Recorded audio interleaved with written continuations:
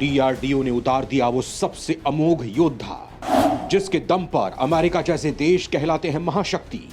भारत ने खुद ही तैयार कर लिया वो सबसे बड़ा महायोद्धा जो बिना किसी आर्मी और बाकी हथियारों के बदल डालेगा युद्ध।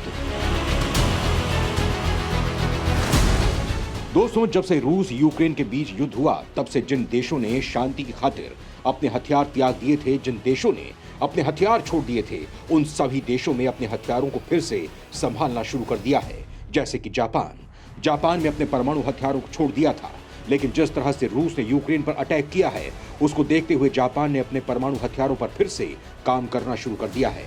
वहीं रूस के हथियारों का जो हाल यूक्रेन की मामूली सेना ने किया है उसे देखते हुए भारत ने भी रूसी तकनीक से बने हथियारों को अपनी तकनीक से रिप्लेस कर रहा है।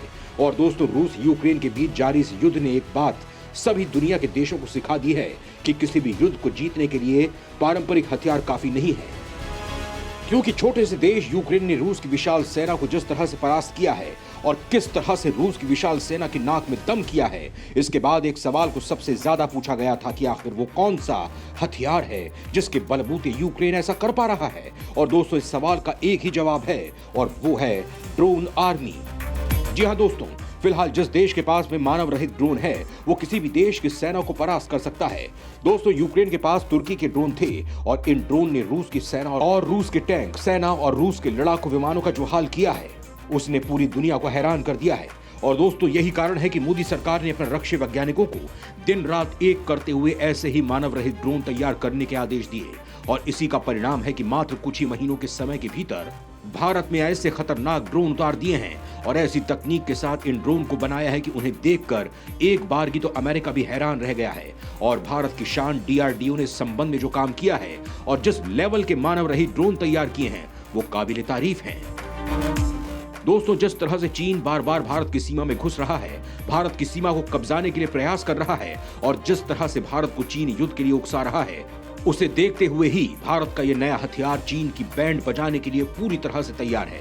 और दोस्तों, बड़ी खुशखबरी ये है कि भारत के डीआरडीओ ने अपने सबसे नए और खूंखार योद्धा पर पूरा काम कर लिया है और अब इस खूंखार योद्धा को चीन के साथ लगती सीमा पर तैनात किया जा रहा है।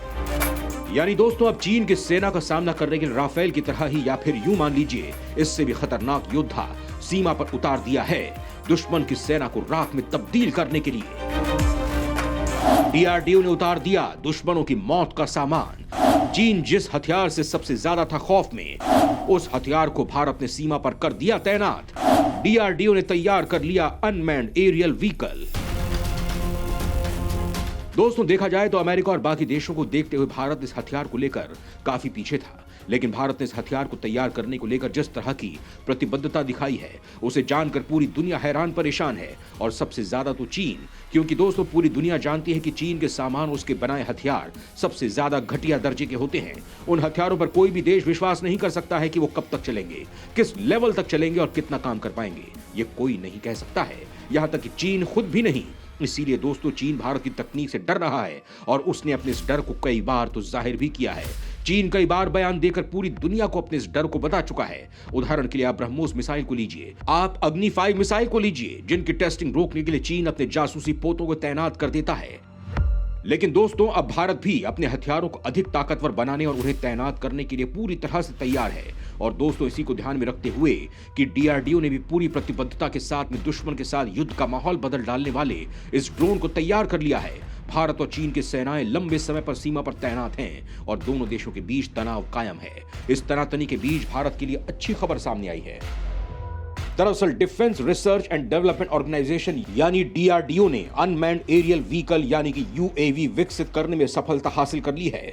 इस यूएवी के विकसित होने से भारतीय सेना को हिमालय क्षेत्र में लॉजिस्टिक ऑपरेशन चलाने में बड़ी मदद मिलेगी।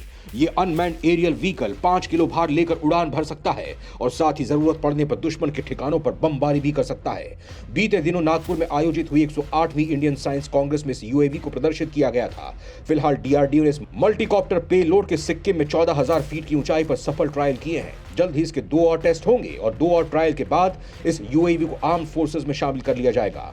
डीआरडीओ के अधिकारी महेश साहू ने जानकारी देते हुए कहा है कि डीआरडीओ द्वारा विकसित ये यूएवी 5 से लेकर 25 किलो क्षमता का भार लेकर उड़ान भर सकता है। इस क्षमता को बढ़ाकर 30 किलो किए जाने पर काम चल रहा है।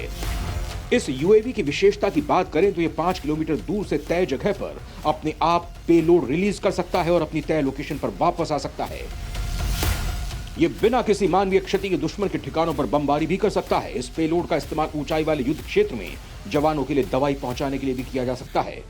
साथ ही ये यूएवी लैंडिंग एक्यूरेसी के साथ ही ग्राउंड व्हीकल फॉलो मोड और मॉड्यूलर डिजाइन से लैस है, जिससे युद्ध के दौरान ये यूएवी काफी उपयोगी साबित हो सकता है। रेड साइबॉर्ग बना रही यंग साइंटिस्ट लेबोरेटरी की टीम। दोस्तों, डीआरडीओ की यंग साइंटिस्ट लेबोरेटरी की एक टीम खुफिया निगरानी और सुरक्षा बलों के रिकवरी ऑपरेशन में मदद के लिए रेड साइबॉर्ग बना रही है। जानकारी के मुताबिक रेड साइबॉर्ग के सिर पर कैमरे लगे होंगे और इलेक्ट्रॉनिक कमांड का उपयोग करके उन्हें निर्देशित किया जाएगा। यह पहली बार है जब भारत इस तरह की तकनीक विकसित करने में लगा है।